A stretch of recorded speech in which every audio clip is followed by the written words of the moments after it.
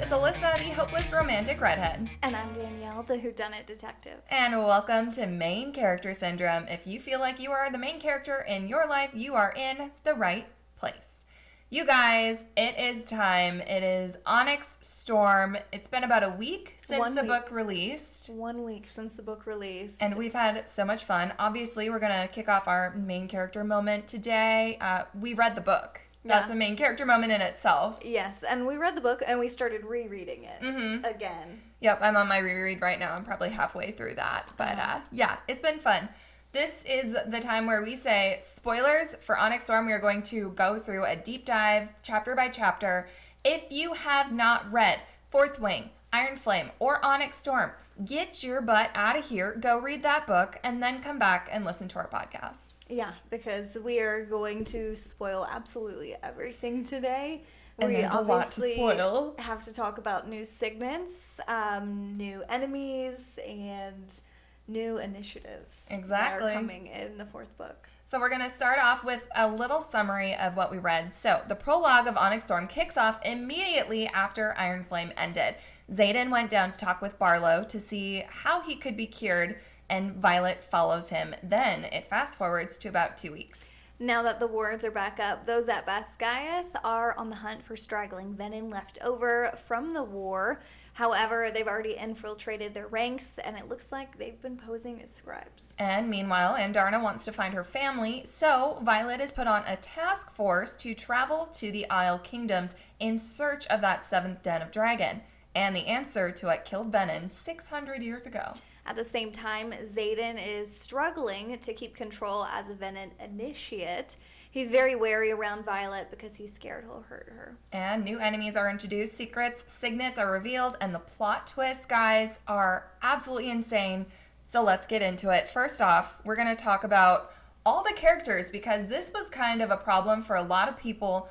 A lot of characters were talked about in this book, and it kind of made you get lost a little bit. Yeah, definitely. Honestly, when I first started reading the book, the first, I'd even say like 20%, I wasn't a huge fan of because it was difficult to keep up with. Eventually, I kind of got there after I saw things online posted, basically like character indices, because I did not have the book. Thank you, Amazon. Even though I pre-ordered last like April or May, my books never come in. That is so annoying. Not yet. So I did not see that there's like a mini character index in the actual physical book. Yeah. You don't get that in the audiobook, which is unfortunate.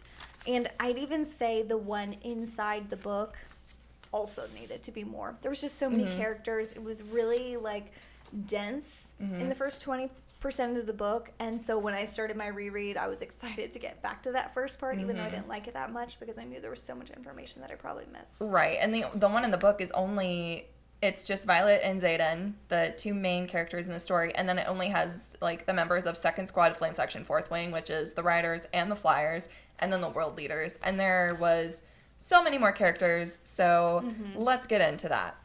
So first of all, of course, we have Violet. She's the lightning wielder, and now revealed, dun dun dun, Dreamwalker.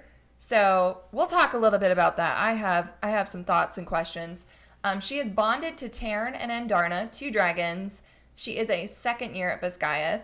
Then we have Xaden. He is Shadow Wielder, our Shadow Daddy. He is also an Intrinsic. That is his second signet. He can read intentions. He is bonded to Sigale, a very sassy blue dragon. His rank is lieutenant. He graduated last year. And then he is also a Venom initiate. Dun, dun, dun. So sad. Okay, next we have Imogen. She is a memory eraser and, spoiler, rock or earth wielder. She can turn a shield into stone. She is bonded to Ghislaine. He is also a second year. Then we have Bodhi Duran. He is a signet nullifier, and we think he has a second signet, but it is unknown. He says he doesn't have one, but he says just like Xaden, and we know Xaden does. So he has one. He doesn't know that Xaden has a second signet. I think he does. I don't think so. Really? I don't know. That whole thing was kind of confusing to me. Bodhi is bonded to Cure, and then he's also a third year. And then we have one of my favorites, Garrick Tavis. He is what we just found out in this book, both of his signets. He's a wind wielder and a distance wielder, and he is bonded to Crod, and he is also a lieutenant. Next, we have Quinn Hollis. She's an astral projection, which also includes her ability to multiply herself. She's bonded to Kruth, Imogen's best friend. She's a 3rd year. Then we have Rhiannon Mateus. She's a retriever. She's bonded to Fierg, 2nd year.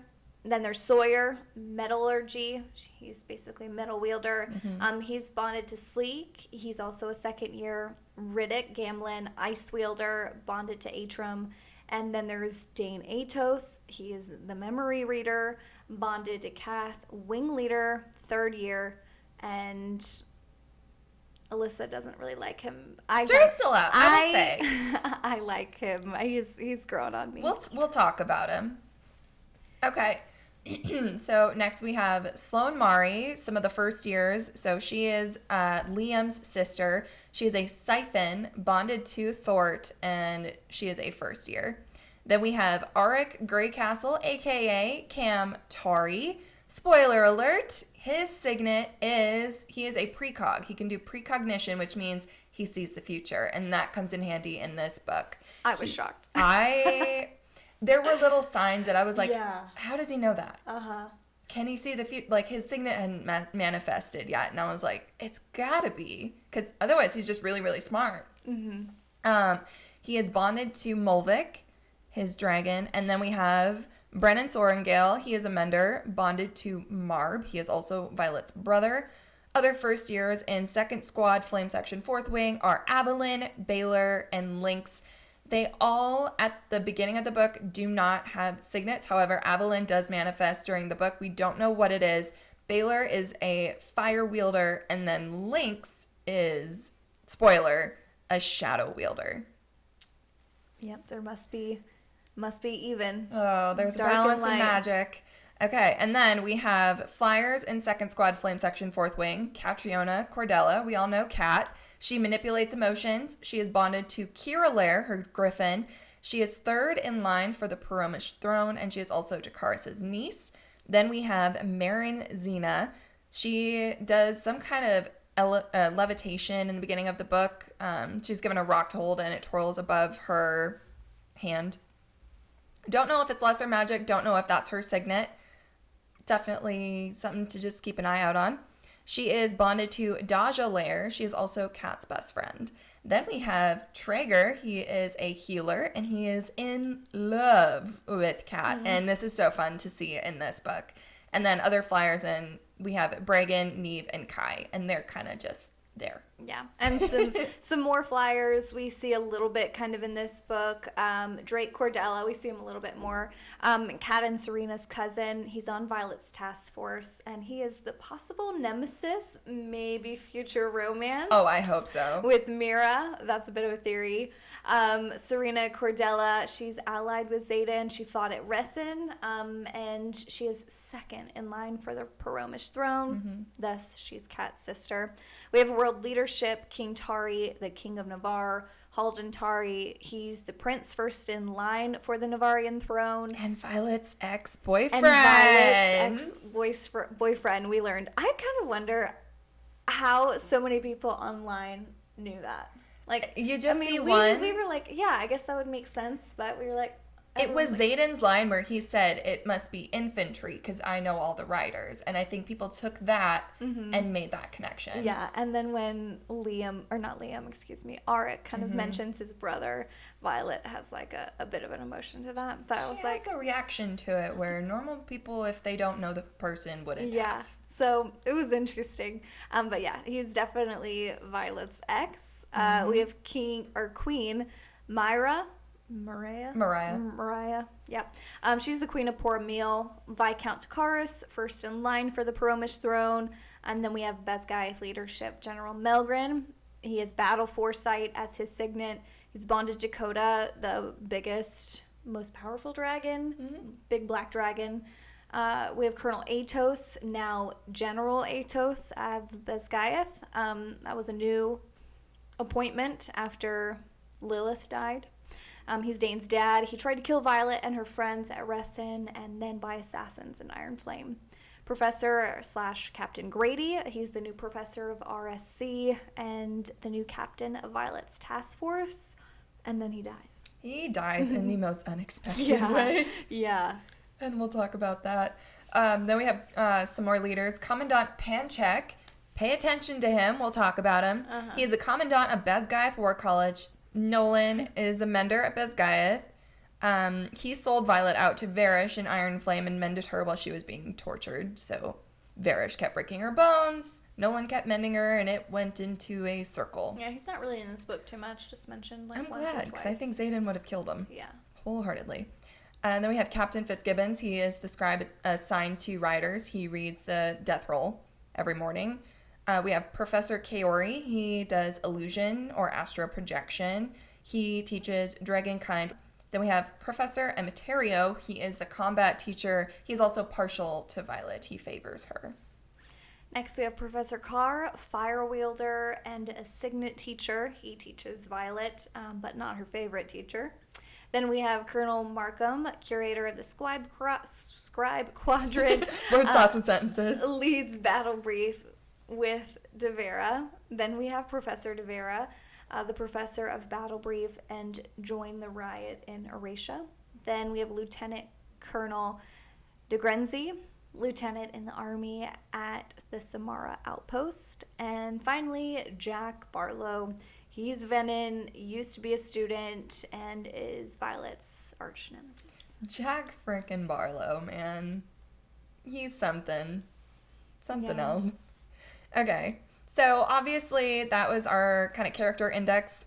Today we're going to be doing chapters 1 through I think 40. So we're going to kind of break this up into 2 parts because obviously this is going to be a long one. We have so much to talk about. So this is part 1 of our Onyx Storm review. It'll be chapter 1 through 40, and then part 2, the next episode, will be 41 to 56, and then, 65. And then we'll go through like our favorite quotes, favorite moments, and then our overall thoughts.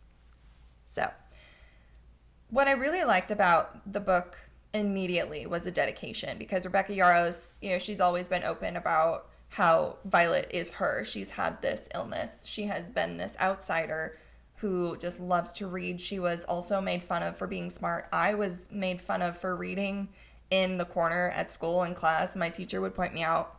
I talk about it, I think, in like episode 1 of this podcast. But her dedication says, to the ones who don't run with the popular crowd, to the ones who get caught reading under desks, to the ones who feel like they never get invited, included, or represented, get your leathers. We have dragons to ride. Yeah, that was sweet. That was so cute. I was like, okay, this is going to be a good book. Yeah. I don't know what it's like to be a teenager now or in high school, obviously, because I'm not. But, I mean, back when we were in high school, I feel like reading, like, fantasy books like this was not cool. No, it was not cool at all. You were made fun of. You were a nerd. Like, go read your fantasy reads. You're a nerd. And it's like, go find a dragon, I will, thank you. I would love to find and fly on a dragon. Yeah. So it's nice that there is this, like, large group of people now who are like, yeah, this is us. Like, representation, you're accepted here. So that was sweet. I love Book Talk, Bookstagram. You guys have my whole heart. I love this community because now when I read a book, I can just immediately fangirl with everybody. Yeah. It's literally so fun. Okay, so kicking off part 1, we're going to talk about the prologue. And that literally, like, it could be the next page of Iron Flame. It kicks off right where we left off in Iron Flame. So Xaden went down to the interrogation chamber to talk with Barlow, and Barlow's like, welcome to the club, brother.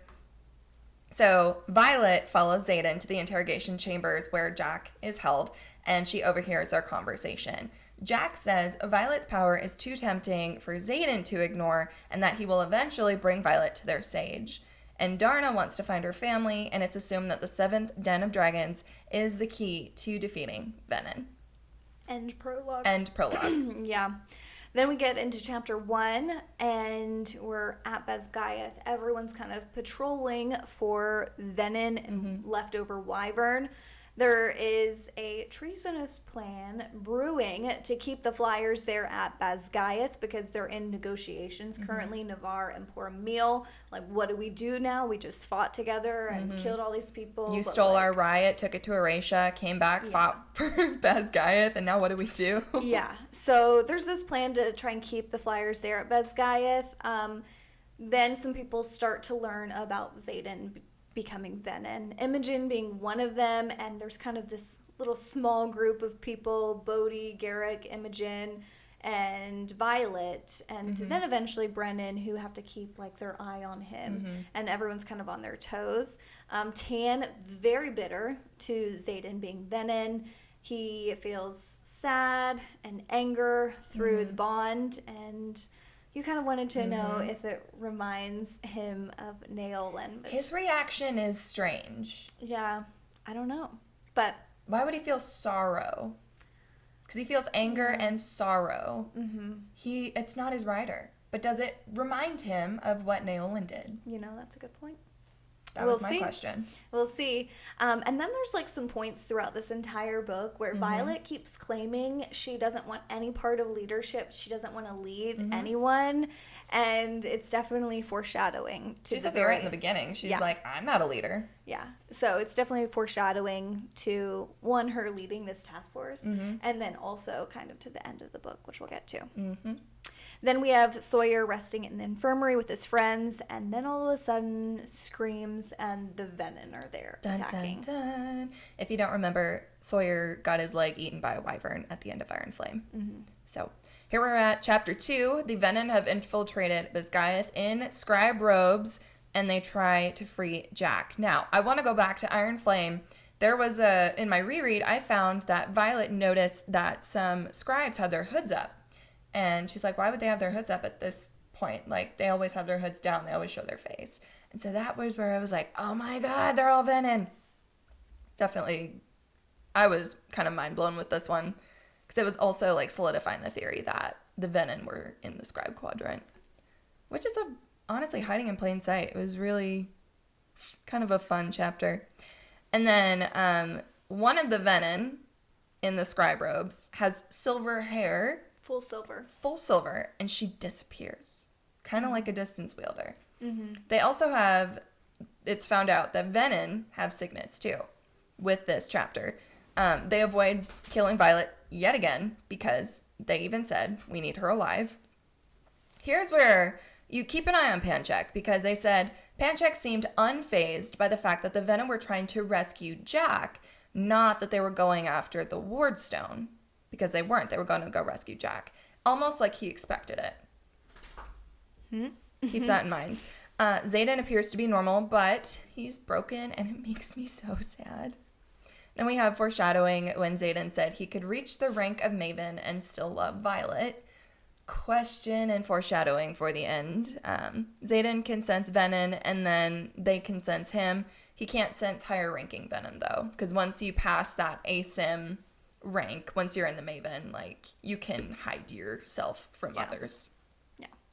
Then we have chapter 3, Imogen, Garrick, worried about Xaden, worried that it'll hurt Violet, and they're like, you guys shouldn't be sleeping in the same rooms. And then Violet tells Imogen to F off, and then Xaden tells Garrick to F off, and they're like, no, we love each other, yada, yada, yada. Violet gives the scenarium and Darna's demands, and Darna's making some demands for their big quest. She was good in this book. I loved Darna. She was, and she goes through some stuff.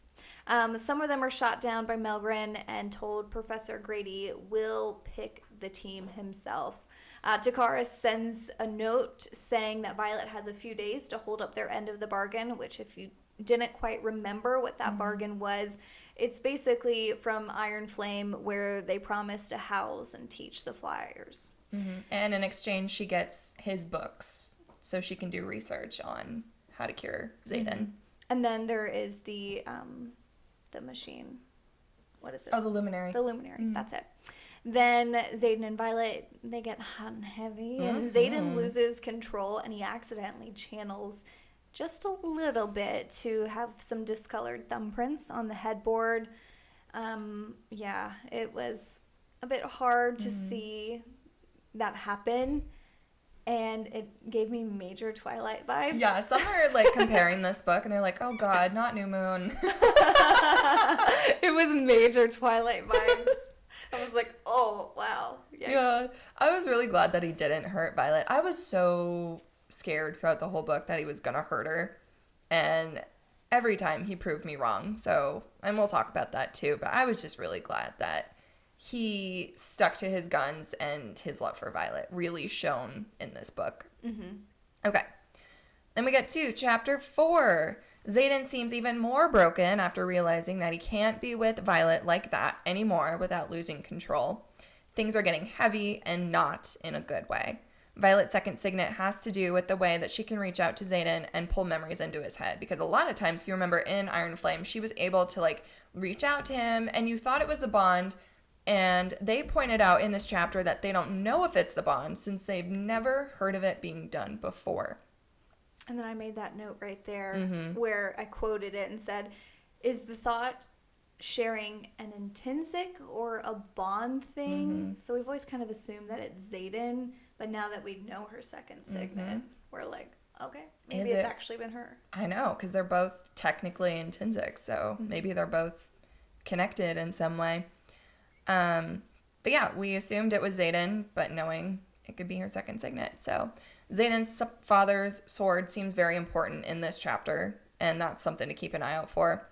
Here's something fun that will foreshadow to the end.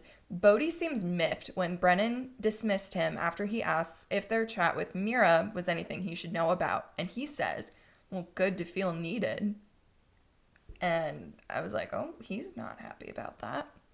Mira presents a disc that can nullify a rune, making flyers able to wield. They have about 6 months before the Venom destroy absolutely everything. So we have a deadline and high stakes, I think, for the rest of the series. Chapter 5, Violet mentions that the Venom that she had seen has full silver hair. Leadership dealing with negotiations. It's the Basgiath versus Poor Meal challenge. Dane tries to de-escalate the situation between the riders and flyers in the courtyard, but it doesn't go well at all because he's left. Not Xaden. Yeah, he left, and well, they even say, we're like, I don't even think Xaden could fix this because he's a part of the people who left and Xaden just brought had the more flyers of a pull. here. Yeah, for sure. Then we have Aura Bindhaven, a senior wing leader. Definitely a problem. Huge attitude. Hates the flyers. Hates the, quote, traitors. Deserters. Yeah, she tries to challenge Dane by wielding fire instead of combat, where that's not really allowed. And then Violet's like, F you. You're not going to fight Dane. He's a mind reader. He can't use that. Yep. So you're going to fight me, and I'm going to lightning your ass. Yes. If you're going to wield, you're going to fight me. Violet's reminded by Andarna and kind of Tan, but really mostly Andarna, that Dane is not the strongest rider, and so that's kind of why she jumps in and takes that place. Yep, she realizes, oh, I'm the strongest one. And so this one is where we get into chapter 6, and it's one of my favorite chapters. It kind of shows Violet in her element. So Violet, obviously, she's a badass, and she gets Aura to back off. She demonstrates leadership skills with her speech at Basgiath before Devera shows up to tell them class is back in session. Now, remind you, in the beginning of the book, she's like, I'm not a leader, but then she goes through this really inspiring tangent to all the riders and the flyers, saying that they have to work together or they're all going to die. And yeah, Violet is actually a really good leader in this book, and we'll kind of get into more examples. Yeah, completely different in this book, I would say, than her annoying nature. Her whininess. Yeah, I felt like she redeemed herself in this one. And then here's something fun, and how you know instantly that there's history. Halden is brought up in like the first few chapters, which is kind of funny. He is brought up, and Violet has a very strong reaction when she quote unquote blanches. Obviously, it's clear that they have history, and it wasn't good. Others remark Violet would be a good leader, but Xaden specifically says Duchess. Not General, Duchess. And that's foreshadowing to the end. Xaden is now Duke of Tyrandor thanks to the king and the new agreement that Xaden does not want to give his current he does not want this, He doesn't want, basically, Tyrandor, because given his Words, thoughts, and sentences are so hard right now. Okay. Xaden doesn't want it, given his current circumstances of being Venin. He makes Violet promise him she'll keep him in check. So here's one of the quotes. Swear you'll sound the alarm if I go too far, that you'll keep it safe. What is the it he's referring to? Because Tyrandor is usually described as she or her. And that might be foreshadowing to the end. Yeah, I don't know. I kind of think it is Tyrandor, but I know that you don't. Mm-hmm. So we'll see. We can discuss. Mm-hmm. Then we have chapter 7. The group commits treason to change the Wardstone with Sawyer's metal signet to basically allow the Flyers to wield and protect themselves at Basgiath, thus reopening negotiations. This makes them traitors, but of course, Violet has a plan, and she's had a plan for a while. This was like her plan B she's going to, because negotiations didn't go their way. Right, yep. She's like, well, guess I'm a traitor. Yeah. So, chapter 8, Colonel/General/Daddy Atos is mad.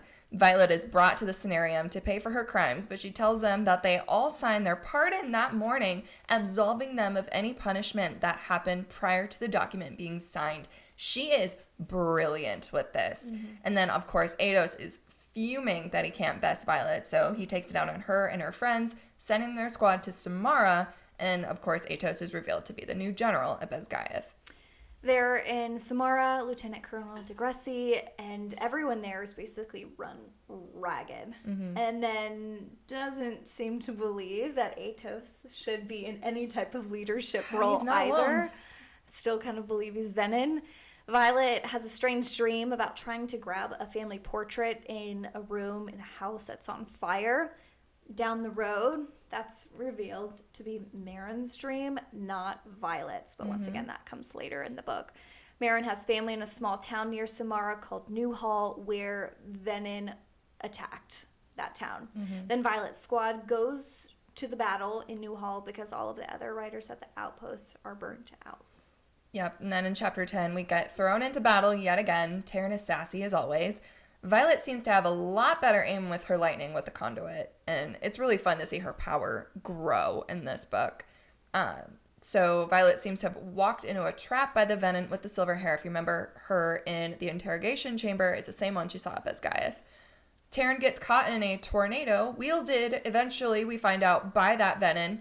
He slams into a mountainside and almost dies, and Violet almost dies as well. This scene was really hard to read for me. Yeah. Because I was like, no, you cannot kill Taryn! Like, holy cow, are you killing Tan? And, like, somehow Violet has to live still. I was like, I guess she still lives with Andarna, but is Tan literally dying right now? Yeah, I was like, you cannot kill Taryn. I will not allow it, especially in chapter 10. Yeah. Come on. Yeah, I was like, this is the plot twist. Exactly. Well, then Garrett comes to the rescue. Where'd he come from? And it's revealed to be he is a wind wielder, but he also has a second signet of distance wielding, because Violet's like, how did you get here? And he's like, it's not important. He's like, I think it is important. Yeah. Because we just left 48 minutes ago, and you are about 8 hours away. So how'd you get here? Yeah, because he was not at Samara. Exactly. And then silver-haired Venin named Theophany. She is believed to also be a lightning wielder. Revealed she killed Marin's parents but spared her brothers. This was really sad. She also says, our paths are too intertwined to begin with such hostility. So we also have a name for Andarna's kind, which is Irid, short for iridescent.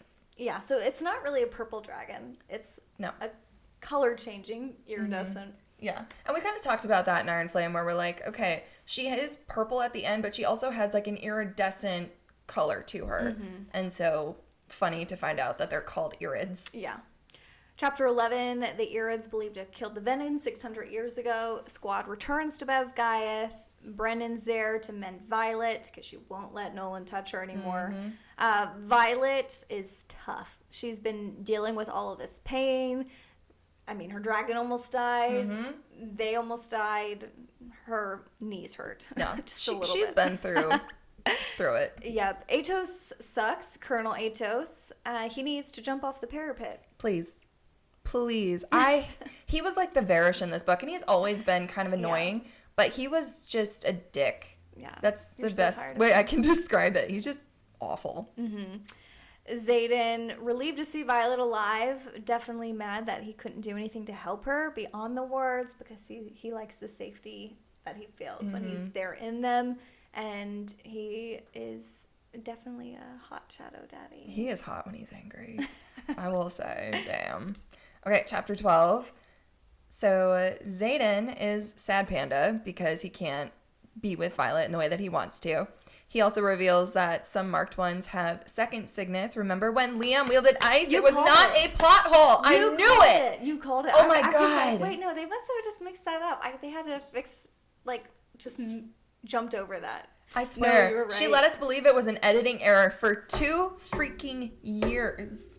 She said that it could be an editing error? No, she let everybody think it was because she never mentioned it. She never addressed it. Yeah, I was like, it has to be an editing error. Yeah, it had to be a plot hole. No, Liam wielded ice. I knew it. I knew it. Crazy. I knew it. You called it.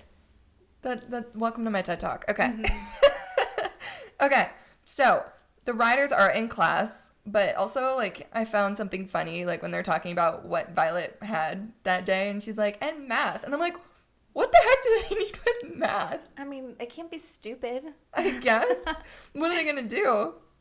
1 rune, 2 rune, 3 runes. 4 lines, a square, a circle. This is a triangle. Okay.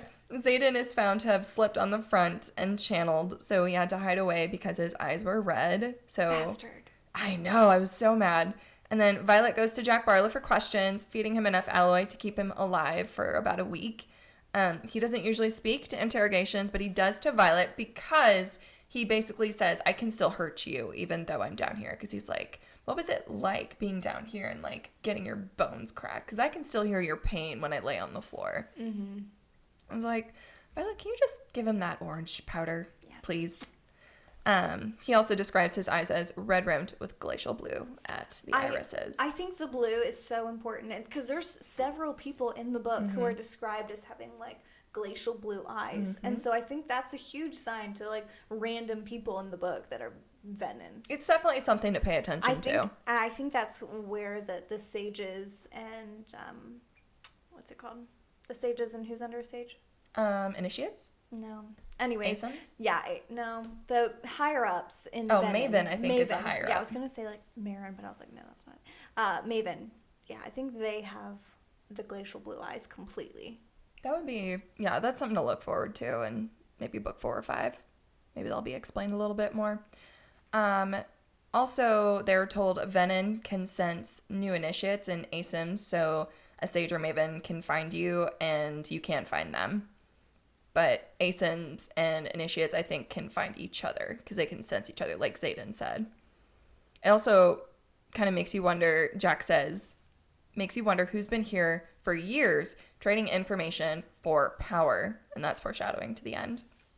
Jack Barlow also says, asked me why only new initiates bleed. And that's kind of an interesting point. I think you added that. Yeah, I did. What does that mean? I don't know. I was like, what? Yeah. What do you mean that they don't bleed? They don't have blood anymore. Also says that riders don't need to be taught to channel. Unlike, let's say, an infantry, they kind of need to be taught how to channel because they don't have that access to power yet.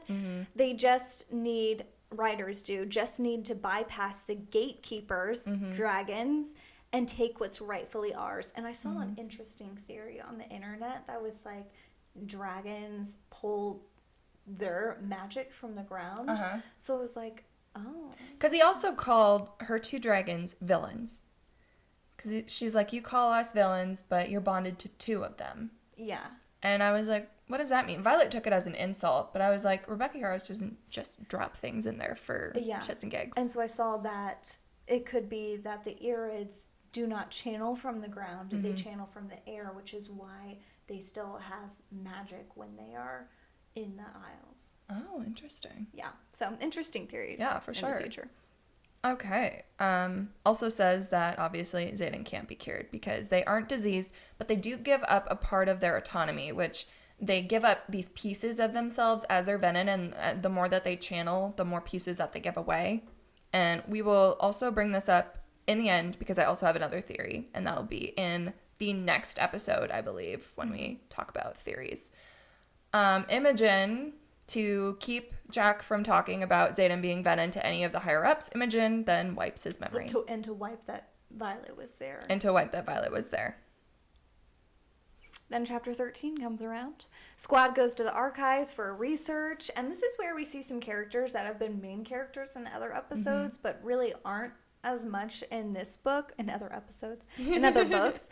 So the squad goes to archives. Jacinia, she fled to Erasia, and so Markham in the scribes has kind of set her up to fail her test, and she's been demoted, unfortunately. What a jerk. Yeah, but then she starts helping research for this task force. Sawyer, adorably in love with Jacinia. I love him. There in the archives, he's still trying to learn how to sign. He's our little cinnamon roll. He's adorable. Then everyone's kind of joking about Xaden and Violet always fighting about the same thing. Papa Sorengil, who actually we learn his name is Asher, and I believe he has a different last name. I can't remember.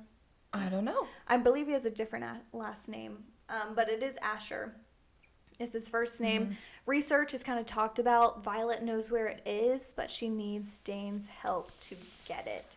Xaden is now the Signet combat instructor, kind of teaching people how to fight against Signets because they didn't know that they would ever be doing that because they thought riders were the only ones with Signet, but it turns out the Venin also have Signet. And then Violet realizes that she can't be with Xaden, technically, because he's a professor now, and of course that's going to be against the Codex. Which was so stupid. I mean, it's stupid, but I also hate, like, student-teacher. I know, but things, it's not even I mean, yeah, they were together beforehand. So I want to pull up in chapter 13 the quote where they're talking about Xaden and Violet being a married couple, because this kind of broke the fourth wall for me, because everybody was so annoyed with Violet and Xaden and their impasse. And this is from, I think, Riddick. He says, agreed, and it's always the same fight. I'll trust you to stop keeping secrets. It's my secretive nature that attracted you, and why can't you just stay out of harm's way for 5 freaking minutes? Yeah. It's like, yeah, that's exactly how everyone was feeling. Now you just described all of Iron Flame. Literally. I'm glad Rebecca Yarros realized that. And insane. Okay, chapter 14.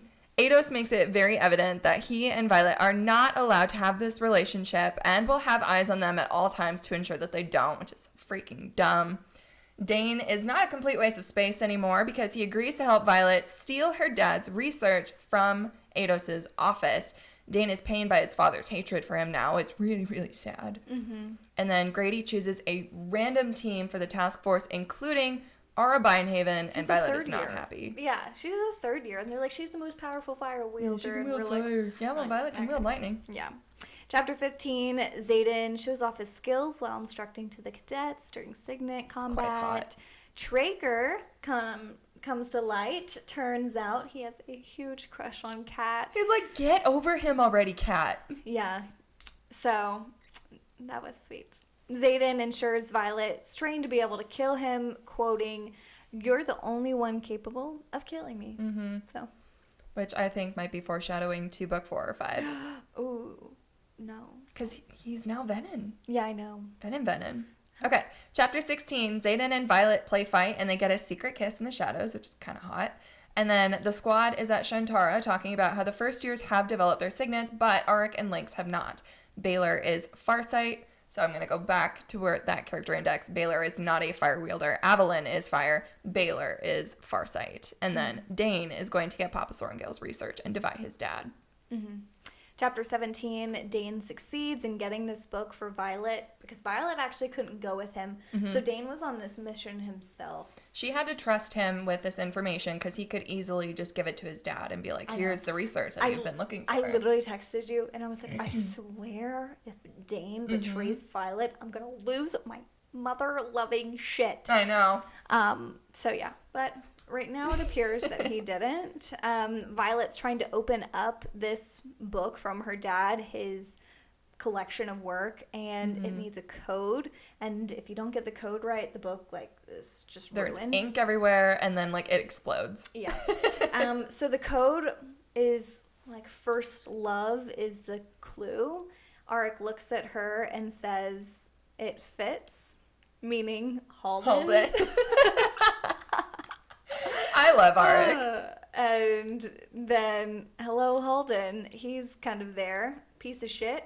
He cheated on Violet with his teacher. Ew. Which is gross. Violet, like, walked in on him hooking up with a teacher. Ew. Zayden straight up launches into Halden, throwing him against a wall with his shadows for trying to touch Violet. I have to say, jealous Zayden made me absolutely feral because I had so much fun reading his reactions. Mm-hmm. He not only just throws Halden against the wall, but then he is also like, let's get 3 things straight. Mm-hmm. Okay, and then he admits he's jealous in the most poetic way because he's like, am I jealous? Yes. Like, he doesn't even try to deny it. He's like, I'm jealous of the blades that get to touch your hands, and I'm also jealous because you know him in an intimate way, and he's trying to he asked you out in front of me. Like, how dare he? The audacity. Yeah. So it also is found out that the first love is Lilith's dragon, Imsir. So it's not his first love, but it's Lilith's first love, because your first love is your dragon. The team is headed to the Isles. It is found in Papa Sorrengail's research that that's where they need to go. So that's where they're planning. The book is the history of the Second Crowland Uprising. Asher tells Violet to protect the book at all costs. Books can be read by others and only understood by her. Yeah, that specific book can only be understood by her, but anyone can read it technically. Right. And then she is told to ride to Corden and go to Deverelli to find the woman, Norel. Yes. Then finally, on a little mini mission, they have to actually go find an artifact to trade in the Isles. Grady intentionally sabotaging the mission. Mira wonders this, and I wonder it too, because I'm like, are you just that stupid? Yeah. I agree. I was like, he's being like, we have to go here. We have to go here. And Violet's like, no, I think we need to like search here and all of these other things. Do you remember in Iron Flame when Grady was introduced, where he goes, I'm Captain Professor Grady. Oh. So it seemed like he was a captain before, but he was demoted to professor. Mm-hmm. Maybe because he was just that stupid. Maybe he was just stupid. But Zayden's new mantra, cool, calm, and collected, we learn in chapter 19. Aura ends up getting scared on this mission like a little bitch. Yeah, right? And she accidentally burns Grady alive. Like, Grady, like, walks into a door. It's, like, almost like they're in a haunted house. He just walks out and of he the just, door. like, walks in the door, and she's like, ah, flames! Lights him on fire. I laughed so And hard. then that ends up setting the entire village on fire.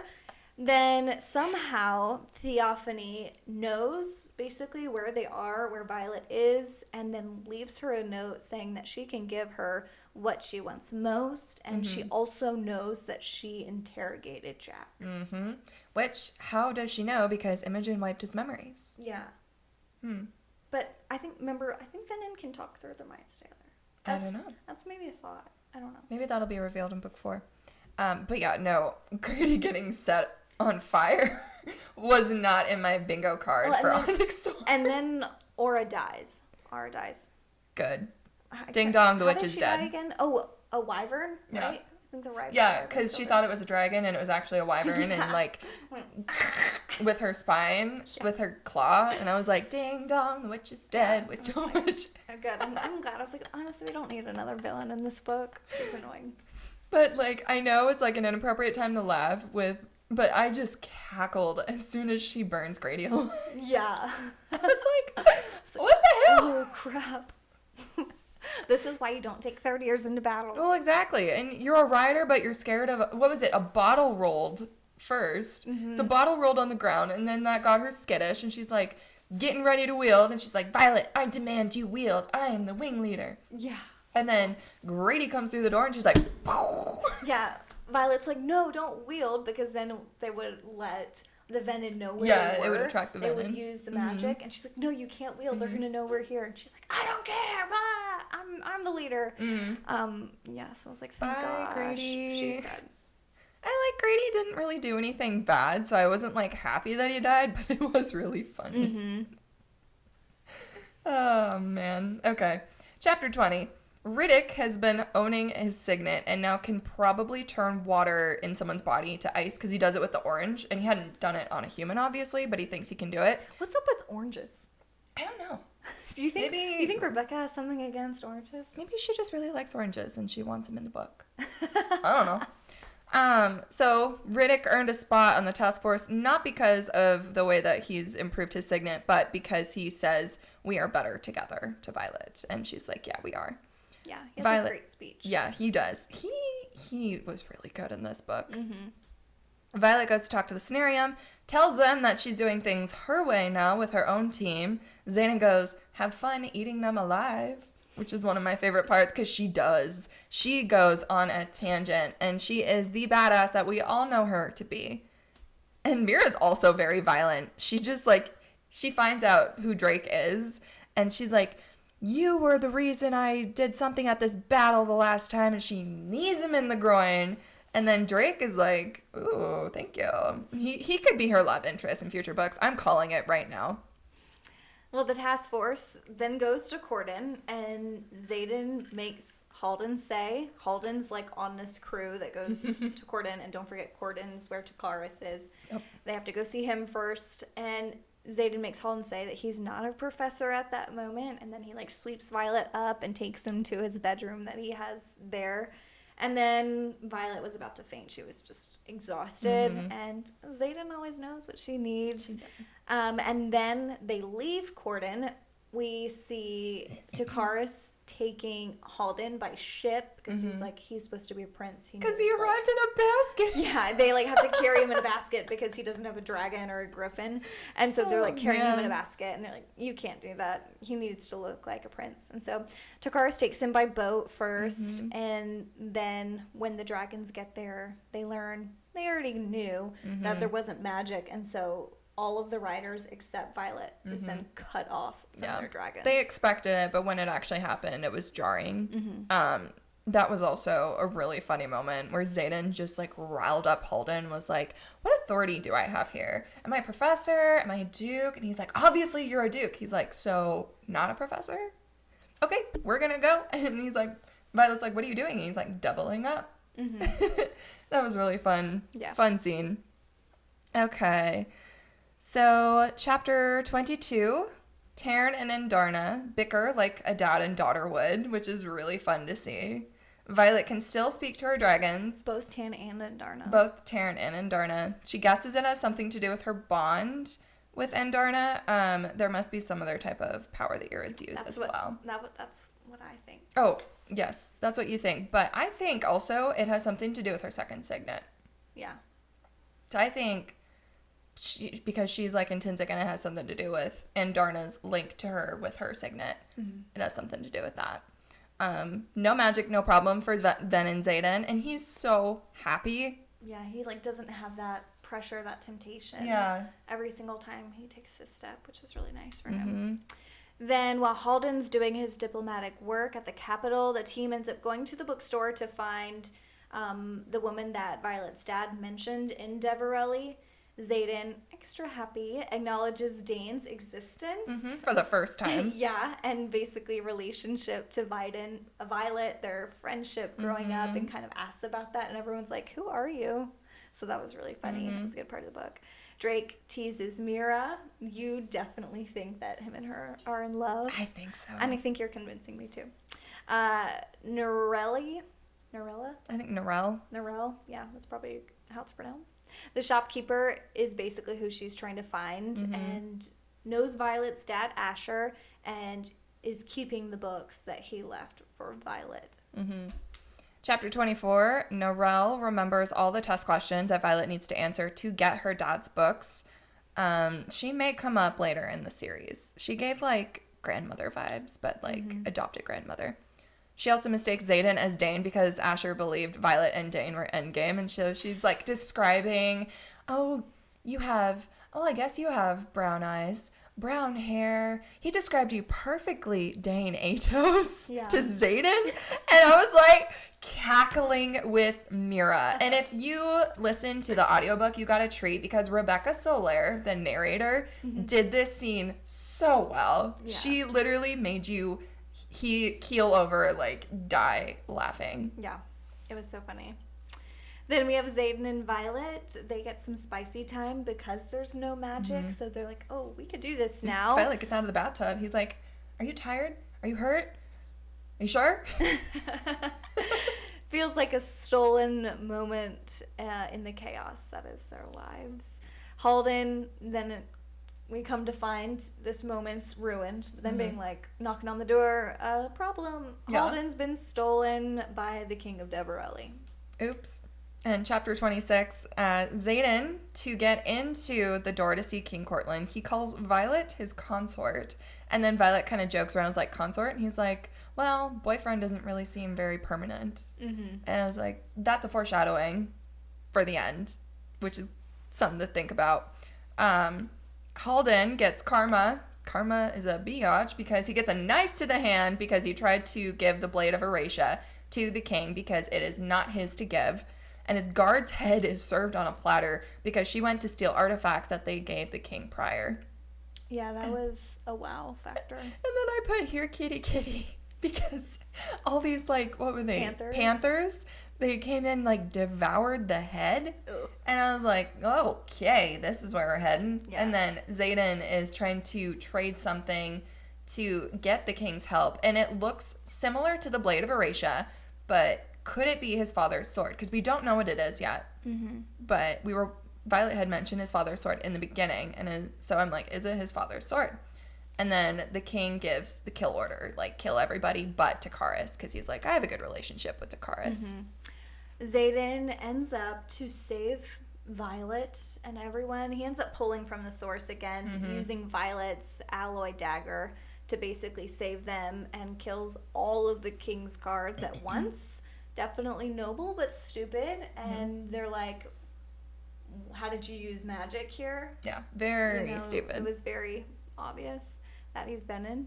Violet then brilliantly uses her wonderful ability to smooth situations out, basically trading Andarna's eggshell for safe passage through the aisles. Which she wasn't initially going to use for this purpose. She was originally going to give that to the bookkeeper because her dad in the book said, make sure you bring, like, what's most precious to you or something, the rarest item you have, and it ended up being her mind. So she didn't actually need the eggshell, but she used it in this case. So it all kind of worked out that way. Yeah. Chapter 28, Riddick is obviously just being Riddick. And then Violet asks Bodhi if he has a second signet. And then Bodhi says, no, just like Xaden. And I feel like this was purposely put in there because we all know Xaden does have a second signet. So I think he does. I think he does have one. He probably does, but I don't think he knows about Xaden because Xaden was like literally absolutely no one knows about me being an intrinsic in except Iron Garrick. Flame. Garrick knows. Garrick knows? I think Garrick knows. Why do you I thought he did in Iron Flame. I don't know. I'd have to go back. Because Sigale didn't even tell her mate. Oh, that's true. Karen. That's right. Violet is the only one that knows. So interesting. Okay. But Bodhi knows also, I think Bodhi knows Garrick has a second signet. Yeah. And about Imogen's. Yeah. I think Bodhi might have a second one, though. I'm not ruling him out. Sloane will not train her signet because she doesn't want to kill people like she did to Lilith.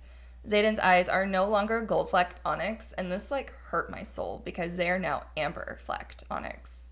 Violet also has a dose of the signet nullifying serum, just in case, for Xaden. Then we have Traeger, Marin, and Garrick. They end up joining this task force, and you're like, yeah, someone's gonna die. It's too many bodies. Yeah. Too many bodies not to. Well, then Andarna has a point about letting Xaden kill Halden. It doesn't happen, but, you know. She was right.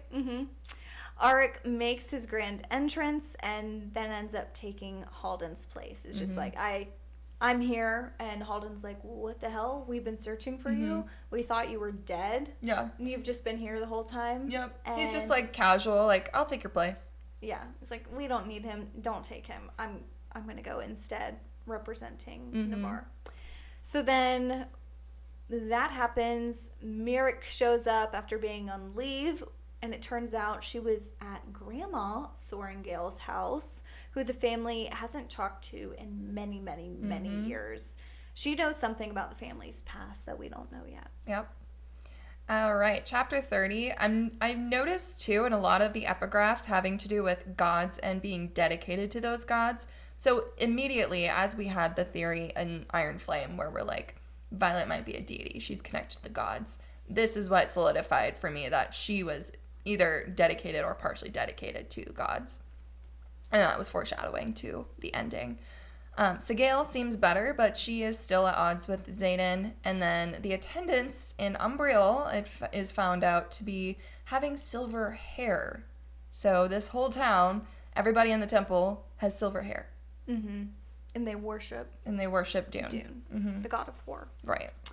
Chapter 31, the epigraph at the start, guardians are no longer permitted to dedicate children in service to their favored deity. Whoa. That solidified my theory at that point. We learn in future chapters Violet was partially dedicated to Dune when she was a kid, and because it was frowned upon, that's why the grandma doesn't speak to them. Violet notices a child with hair that's exactly like hers in a braid. Dane, Xaden, and Violet are chosen to challenge the warriors in Umbriel, and they definitely think Violet is the weakest. And big mistake. they're wrong.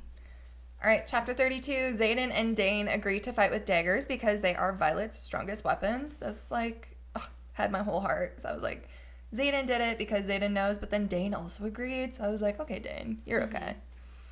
Violet wields lightning, or the storm responded to her. We still don't know. I think she wielded, and it's because she's hella strong because she has that partial dedication to Dune.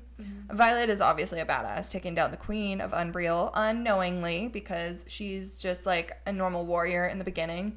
That is who she is pretending to be. And then you find out it's the queen. And then it turns out they want dragons in exchange for their aid during the war. And obviously Violet's like, no. Yeah. Chapter 33, Violet having second thoughts about her parents dedicating her to a god. She's kind of like starting to tinker with the idea. She's like, why do these children have the same hair as me? Why did that child have the same hair as me? Yep. And then we see that Traeger has a hickey. Hello, him and Kat. Him and Kat definitely together at this point. The people in Hedotus, very welcoming, but you're like, this is completely different. It's definitely too good to be true. And we meet Talia. Holy cow. She's Xaden's mom. I had a theory that we were going to meet her in this book, but I did not know how heavy this was going to be. Yeah. Because chapter 34, Talia had, if you remember, Talia had a marriage contract with Xaden's dad and then left afterward, leaving Xaden behind. So I can, empathize with her because it was a contracted marriage and people did that back then, but you literally left your son behind, and that's cruel. Xaden is being put through the ringer in this book. He's Venin. He has to deal with his mom. Found out his mom's married and has 2 kids. Is living her life in Hedotus. Poor Xaden. It's so heartbreaking for him to be vulnerable about his mom abandoning him and making another family with Violet. And Violet's just being a good girlfriend and being like, it's okay. Sigale is also sad though.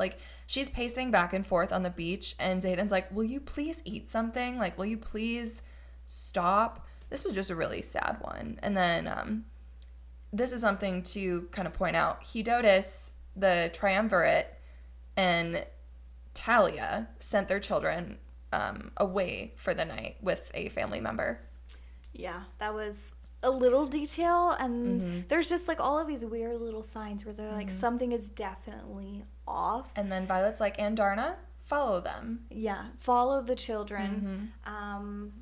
not sure why they were sent away for this family dinner. Violet's so smart. Yeah, she's picking up on all these little clues. So Xaden's mom, Talia, convinces Violet to make Xaden go to dinner.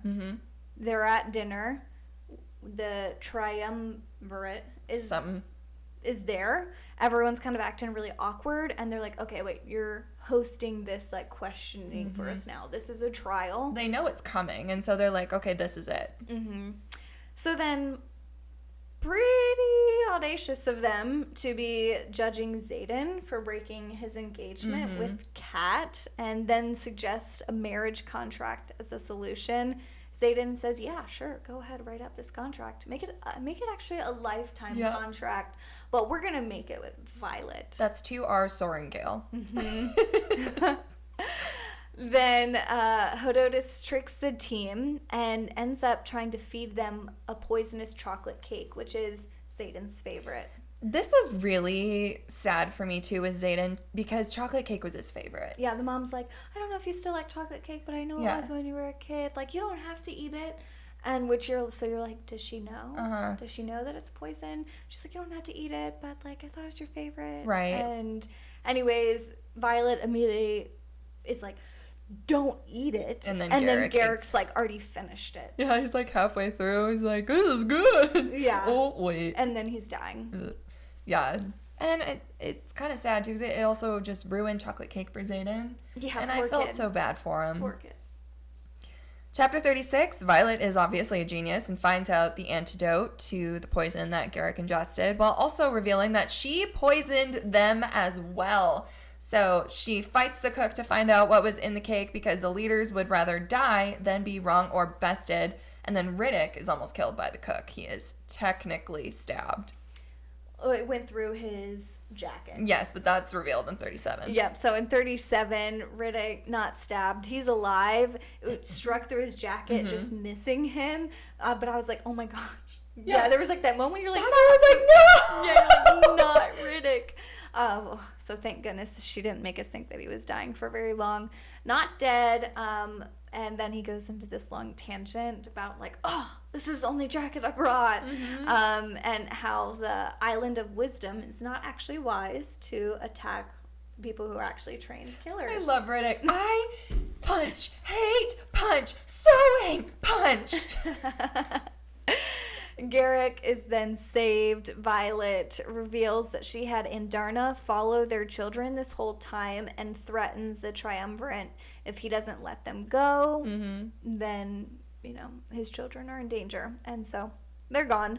The team arrives in Zanal, and there's magic. I found it funny how the guy is like literally dying and he doesn't care that if he dies, at least he didn't get bested by Violet, but then she's like, I have your kids too. Like, oh, well, your kids are gonna die. And he's like, oh, they're gonna get eaten by a dragon. Yeah. Okay, chapter 38. They are in Zelna, and these people seem to be too good to be true as they welcome the dragon riders with like cheers and smiles and laughter, when normally everybody in the other isles have cowered or insulted them. So it is found out by I think like their leader, that the team has to play a game where they receive gifts and they have to say thank you. They have to be thankful or they fail. So these are the presents. Xaden got a glass box with nothing in it. Violet got a broken black compass, which I think will come in handy later. This one was my absolute favorite, and I also cackled. Dane got a card with a hand on it, and he just gets backhanded into next week, and he has to say thank you, and everybody's like, do not laugh. And I was like, I'm glad I don't have that problem, because I was laughing my ass off. Okay, Garrick got a rusty bucket. Mira got wine. Marin got like 2 tunics. They were orange. Riddick gets a kiss on both cheeks. Kat, of course, gets a ruby necklace. Drake got a kitten. A kitten. That he named Broccoli. But it's just kind of funny that this macho dragon rider just gets this little tiny kitten. And then he says, he's like, I named it Broccoli because you don't want it, but it's good for you. Yeah, he did. And then Traeger, sad Traeger. He got an arrow to the chest and dies. Like, I knew this was coming, so I was like, okay, these gifts, once Dane got slapped, I was like, oh, they can be bad gifts. I was like, someone's gonna die. Yeah. Better not be Violet. Better not be Xaden. Better not be Riddick or Garrick. I was so sad. And they're like, immediately, he pulls an arrow, and they're like, everyone in the crowd who's been cheering is silent. Yeah. And then all of a sudden, bam, shot in the heart with an arrow. Poor Cat. I was like, she literally can't catch a break. No. Rebecca Yarros hates Cat. She does. She hates her. She must. I mean, poor Cat. I mean, she lost Xaden, her crown, to Tyrandor. And then she loses the second guy that she falls in love with. And she admitted to, like, finding someone. She's like, oh, I'm happy now. Like, I found someone. I found someone else. And it's like... You're like, oh. And then his griffin died at the same time. Because unlike dragons and riders, griffins die when their flyers die. And so a griffin was dying. And I was just like, oh. Yeah, it was sad. It's like, man. Yeah. But then... Violet's the leader. She's forced, and like Xaden makes her lead. Yeah. He's like, "You're the leader. You have to go thank them." And so she ends up having to thank the archer for the arrow killing Traeger. This is where she really grew into like the leadership role because, you know, as much as she wants to save everybody, she needed to do what was good for the mission and get revenge and like just lose it. She's like, thank you. F them. Yeah. And so then they plan to burn his body and the griffins, and so they are going to random island far away in the Isles. Yep, just some random island that then in chapter 40, Drake and Mira are arguing about the kitten's name because Broccoli is like, I chose it because it's good for you, but you don't want it. And then Mira thinks it should be Carrot since it's orange, and they literally argue about this. It's so fun. Yeah. Drake says he did it to annoy her. There's definitely a future pairing. And then, so they burn the bodies, and then the team flies away to a random island to burn the bodies, to burn Traeger and Griffin, because Kat's like, I will not bury them and leave them in a place like this. While they are there, they do split up to search for the Irids. Riddick and Violet stay behind and wait for the flames to die out, and that's where the Irids find them and Indarna. Yeah. And that is part 1 of our Onyx Storm review. Wow. Stick around. The next episode will be chapter 41 to the end, and we'll also go through our favorite moments, the ones that made us go OMG, and also our final thoughts. So, follow us on social media. Please let us know what you thought of chapter 1 through 40. For now, to the readers who listen, we'll see you later. Bye.